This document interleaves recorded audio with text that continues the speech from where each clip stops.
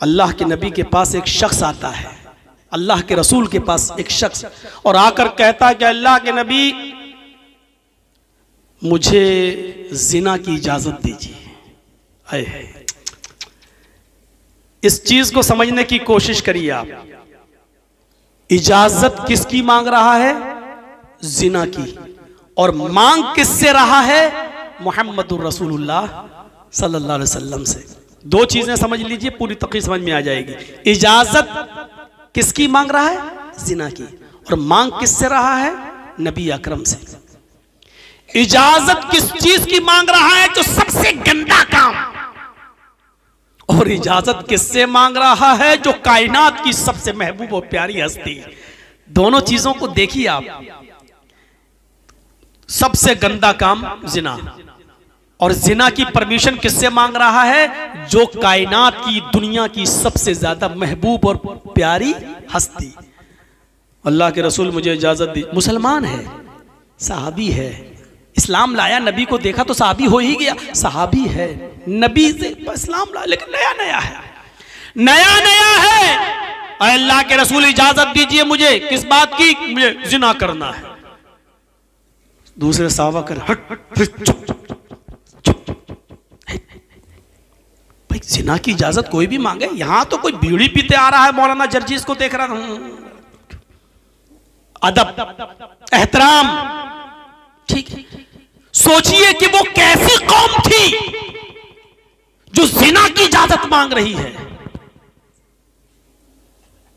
और किस कौम को सुधारने के लिए मोहम्मद रसूलुल्लाह को भेजा गया, जो ये भी नहीं जान पा रही है कि जिना की इजाजत अब किससे मांग रहे हैं। सोचो कैसे लोग रहे होंगे वो। और समझाने वाला साहबा कर रहे हैं चुप चुप, एक तो डांट रहे हैं चुप। अल्लाह के नबी सल्लल्लाहु अलैहि वसल्लम के अल्फाज देखो। आपने सहाबा से कहा नहीं, डांटो नहीं। आप भी कह सकते थे चुप चुप चुप, बदतमीज, कैसी इजाजत मांग रहा। आप कुछ भी कह सकते थे, आप नबी थे, नबी का मकाम बड़ा था, आप डांट सकते थे सहाबी को, लेकिन आपने नहीं डांटा। आपने सहाबा से कहा नहीं। और जो जिना की इजाजत मांग रहा था उससे क्या कहा? उदनु मिन्नी, मेरे करीब आओ और पास आ जाओ मुझसे। करीब बिठा दिया। सहाबा बैठे हैं और जो जिना की परमिशन मांग रहा था उसको अपने करीब कर लिया। मस्जिद है, अल्लाह का घर है, अल्लाह के घर में जिना की परमिशन मांग रहा है एक सहाबी, और अल्लाह के रसूल उसको, सहाबा घूर रहे हैं, सहाबा बुरी नजरों से देख रहे हैं। ऐसा लग रहा है जैसे सहाबा पर कयामत फट पड़ी, जमीन फट पड़ी और सहाबा धंस जाए। ऐसा लग रहा था कि कितने गंदे काम की इजाजत किससे मांग रहा है। सहाबा को ऐसा महसूस हो रहा है। और ये मोहम्मद रसूलुल्लाह के पास बैठा, आपने कहता रहा हो, और अल्लाह के रसूल उसको करीब कर रहे हैं। मस्जिद में भी है और नबी के करीब भी है। आपने कहा अब बोलो, क्या बोलते हो? अल्लाह के नबी वो जिना करेंगे। कोई है? ओ इंतजाम सब है मेरे पास, बस परमिशन दे दो। आपने कहा ठीक है। ओहो, अंदाज देखिए। आपने कहा भला क्यों नहीं? भला मैं तुम्हें इस काम से कैसे रोक दूं? तुम मुझसे परमिशन मांग रहे हो, मैं तुम्हें कैसे खाली हाथ जाने दूं? कैसे तुम्हें रोक दूं? लेकिन मेरे जाने से, तुम जिना के लिए जाने से पहले मेरे 2-3 सवालों के जवाब दे दो। अंदाज देखिए। जो काम तुम उस लड़की के साथ करना चाहते हो, क्या वो काम तुम अपनी मां के साथ करने के लिए तैयार हो? जो चीज उस लड़की के, उस औरत के पास है, वो चीज तुम्हारी मां के पास भी है। क्या तुम अपनी मां के साथ जिना करना पसंद करोगे? इतना सुनना था, तन बदन में आग लगी। कौन सा शरीफ इंसान होगा जो अपनी मां के बारे में ये तसव्वुर कर ले? लेकिन तन बदन में आग लगने के बाद भी वो नबी अकरम से कुछ नहीं कह सकता था, क्योंकि आप ये नहीं कह रहे हैं कि अपनी माँ के साथ जिना करो, बल्कि आप ये कह रहे हैं क्या तुम अपनी माँ के साथ जिना करना पसंद करोगे? क्या तुम्हें अच्छा लगेगा? उस नौजवान ने कहा फिदा का बी व उम्मी या रसूल अल्लाह, आए मोहम्मद सल्लल्लाहु अलैहि वसल्लम, मेरे माँ बाप आप पर कुर्बान न अल्लाह के नबी, मेरी माँ मेरे बाप आप पर सदके जाएं, आप पर कुर्बान जाएं। ऐसा कौन सा शरीफ इंसान होगा जो अपनी माँ के साथ जिना करेगा? आपने कहा शराफत को कौन तार तार कर सकता है? अच्छा माँ के साथ ना करो कोई बात नहीं, अगर बहन के साथ ये जिना करना पसंद करोगे, चलिए माँ तो शरीफ आदमी नहीं जाएगा माँ के साथ जिना करने, क्या ये काम तुम अपनी बहन के साथ करना पसंद करोगे? वो चीख पड़ा अल्लाह के रसूल, कोई शरीफ इंसान अपनी बहन के साथ भी जिना नहीं कर सकता। आपने कहा क्या तुम ये काम अपनी बेटी के साथ करना पसंद करोगे? तीर पे तीर, लेकिन अंदाज बड़ा सुहाना, अंदाज बड़ा दिल को छू जाने वाला। ये नहीं कह रहे कि अपनी बेटी के साथ चाह कर ले, नहीं, ये कह रहे हैं क्या तुम अपनी बेटी के साथ करोगे? उसने कहा नहीं। आपने कहा अच्छा माँ बहन बेटी तो खूनी रिश्ता होता है, कोई उसके साथ जिना करना पसंद नहीं करेगा। अच्छा चलो अपनी माँ की बहन के साथ यानी खाला के साथ ये काम करना पसंद करोगे? कहने लगा अल्लाह के नबी, शरीफ इंसान अपनी खाला के साथ भी ये काम करना पसंद नहीं कर सकता। आपने कहा अच्छा अपने बाप की बहन के साथ यानी माँ की बहन के साथ जिना पसंद नहीं करोगे तो अपने बाप की बहन यानी फूफी के साथ जिना करना पसंद करोगे? उसने कहा अल्लाह के रसूल फिदा का भी वो उम्मी, मेरे माँ बाप आप पर कुर्बान, कोई भी शरीफ इंसान अपनी फूफी के साथ भी जिना नहीं करना पसंद करेगा। आपने कहा नौजवान जब तुम खुद अपनी जबान से ये कह रहे हो, आइडिया अंदाज, जब तुम अपनी जबान से खुद इस बात को कबूल कर रहे हो कि उसकी तुम अपनी माँ के साथ, अपनी बहन के साथ, अपनी बेटी के साथ, अपनी फूफी के साथ, अपनी खाला के साथ ये पसंद नहीं कर सकते? कहा नहीं। अच्छा ये बताओ तुम अपने लिए पसंद नहीं कर रहे हो, अगर कोई दूसरा तुम्हारी माँ के साथ जिना करे तो पसंद करोगे? कहा नहीं। दूसरा तुम्हारी बहन के साथ गलत काम करे तो पसंद करोगे? नहीं। दूसरा तुम्हारी बेटी के साथ गलत काम करे तो पसंद करोगे? कहा नहीं। दूसरा खाला के साथ, फूफी के साथ करना गलत काम करना चाहे तो पसंद करोगे? कहा नहीं। फरमाया फिर तुम जिस लड़की के साथ जिना की परमिशन मांग रहे हो वो भी तो किसी की माँ होगी, किसी की बहन होगी, किसी की बेटी होगी, किसी की फूफी होगी, किसी की चची होगी, किसी की खाला होगी। फिर उसको अगर पता चलेगा कि तुमने ऐसा किया है तो वो कैसे पसंद करेगा कि हमारी बहन के साथ जिसने मुंह काला किया वो इस दुनिया में जिंदा रहे?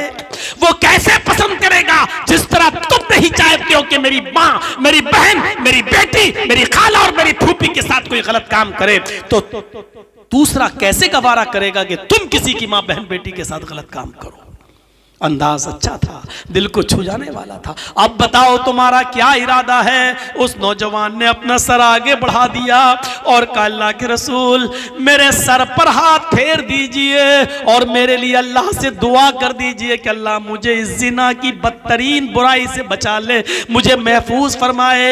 अल्लाह के नबी सल्लल्लाहु अलैहि वसल्लम ने उसके सर पर हाथ रखा, अल्लाह के नबी सल्लल्लाहु अलैहि वसल्लम ने उसके सर पर हाथ रखा और फरमाया आय अल्लाह इस नौजवान की नजरों की हिफाजत फरमा, आय अल्लाह इस नौजवान को जिना जैसे बदतरीन जुर्म से इसकी हिफाजत फरमा ले, इसको बचा ले। उस नौजवान का बयान है, उस नौजवान का बयान है, सुनन बैहक़ी के अल्फाज हैं, उस नौजवान का बयान है कि अल्लाह के नबी सल्लल्लाहु अलैहि वसल्लम ने मेरे लिए ये दुआ की थी कि अल्लाह इस नौजवान को जिना से महफूज फरमा, इसको इस बदतरीन बुराई से बचा ले। उस दुआ के दिन से, जिस दिन ये दुआ की, उस दुआ के दिन से आज तक, अब तक अल्लाह रब्बुल आलमीन ने सिर्फ जिना ही नहीं बल्कि हर हराम काम से मुझे बचा लिया है, हर हराम काम से मुझे दूर कर दिया है, हर हराम काम से मुझे नजात अता फरमा दी है। नबी अकरम की दुआ का ये असर हुआ। पूरा वाकया बयान करने के बाद मैं कह सकता हूं कि ये नबी अकरम की हिकमत थी, आपने उसको डांट कर नहीं भगाया। आप चाहते तो इस बुराई से रोकने के लिए कह सकते थे चुप, शर्म नहीं आती, कितना बुरा काम तुम करने के लिए उससे परमिशन लेने आए हो। और हम लोगों के अंदाज में, क्या तेरे घर में मां बहन नहीं है, हम कह सकते थे किसी को भी, लेकिन मोहम्मद रसूलुल्लाह ने उसको किस अंदाज से समझाया, जरा तसव्वुर कीजिए कि उसके दिल में कैसे बात बैठ गई। इसलिए मैंने कहा कि नेकियों का हुक्म तो होशियारी से, लेकिन जब बुराइयों से किसी को रोकना पड़े तो उसमें भी दूरअंदेशी, उसमें भी हिकमत होनी चाहिए। हमारा सख्त लहजा किसी को बुराई से रोकने के बजाय उसको और बुराई करने पर मजबूर कर सकता है। कभी आपने देखा होगा बुराइयां जब करते, अच्छा किसी को डांटा, अब वो और जिद में आके करेगा, नहीं अब तो हम और करेंगे। कभी आपने देखा होगा गुस्से में आदमी फिर उस काम को और ज्यादा करने की कोशिश करता है, और ज्यादा कोशिश करता है।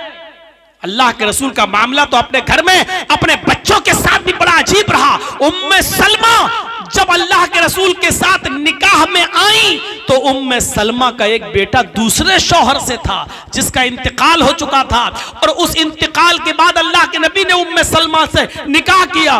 तो उम्मे सलमा पहले शौहर से जो बच्चा था बेटा, उसको भी अपने साथ ले आई थी, और जब अल्लाह के रसूल के निकाह में आई तो जाहिर है कि उस बच्चे को उम्मे सलमा अपने पास रखती थी। अब वो नबी का भी बेटा हो गया, अगरचे नबी उसके बाप नहीं है, लेकिन मां तो उसकी उम्मे सलमा है, तो नबी ही उस बच्चे को पालेंगे और पोसेंगे, क्योंकि एक औरत शादी के बाद अपने उसी हस्बैंड के साथ रहेगी जिसके साथ उसने निकाह किया है, और उस बच्चे को वही पालेगा जिसने उसकी मां के साथ निकाह किया है।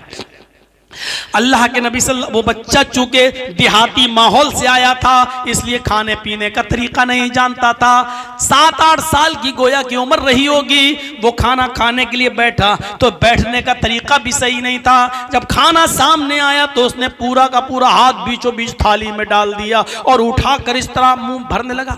ऐसा अल्लाह के नबी सल्लल्लाहु अलैहि वसल्लम ने फौरन उसके हाथ को पकड़ा और कहा, बेटे खाना रखो। उसके हाथ में जो था उसने थाली में उसी प्लेट में रख दिया। अल्लाह के नबी ने उससे फरमाया, इग़सिल यदैहि, अपने दोनों हाथों को धोकर आओ। वो बच्चा गया और दोनों हाथ धोकर आया। आपने कहा 2 जानू होकर बैठो, ये दोनों पैर ऐसे करके, 2 जानू जिसको हमारे यहाँ उखड़ू बोलते हैं, आप आपके यहाँ जो भी बोलते हो। आपने कहा 2 जानू होकर बैठो, या दोनों पैरों को पीछे कर लिया जाए जैसे नमाज के अंदर होता है, दोनों पैरों को पीछे कर लिया जाए, या एक पैर को पीछे किया जाए और एक पैर को उठाया जाए। ये 3 तरीके खाना खाने के सुन्नत है, लेकिन इसका ये मतलब नहीं है कि दूसरे तरीके से अगर किसी ने खाना खा लिया तो हराम हो गया। ऐसा नहीं है मेरे भाइयों, आजकल टेबल और मेज़ का ज़माना है। अगर कोई टेबल और मेज़ पे खाना खाना चाहे तो ये गुनाह नहीं है, खा सकता है आदमी, जायज है, गुनाह नहीं है, लेकिन ये सुन्नत भी नहीं है। सुन्नत ये है कि दोनों पैरों को खड़ा करके खाओ, या दोनों पैरों को पीछे करके 2 जानू होकर बैठ जाओ, यानी जैसे नमाज में बैठा जाता है, या फिर एक पैर को पीछे कर लिया जाए और दूसरे पैर को उठा दिया जाए। ये 3 तरीके खाना खाने के, ये सुन्नत है। लेकिन अगर कोई आदमी पलती मार के खाना चाहे तो खा सकता है, लेकिन सुन्नत का सवाब उसको नहीं मिलेगा। मेज पर खाना चाहे तो खा सकता है, लेकिन उसको सुन्नत का सवाब नहीं मिलेगा। आपने उस बच्चे से कहा इग़सिल यदैहि, दोनों हाथ धोकर आओ। वो दोनों हाथ धोकर आया। आपने कहा 2 जानू होकर बैठ जाओ। उसने दोनों पैर पीछे कर लिए और 2 जानू होकर बैठ गया। आपने कहा सम्मिल्लाह, अब अल्लाह का नाम लो, यानी बिस्मिल्लाह कहो। उसने बिस्मिल्लाह कहा। अब अल्लाह के नबी ने फरमाया, अपनी तरफ से खाओ, कुल भी यमीनिक, अपने सामने दाहिनी तरफ जहां तुम बैठे हो अपने पास अपनी साइड से खाओ, पूरे थाली में हाथ पैर मत मारो।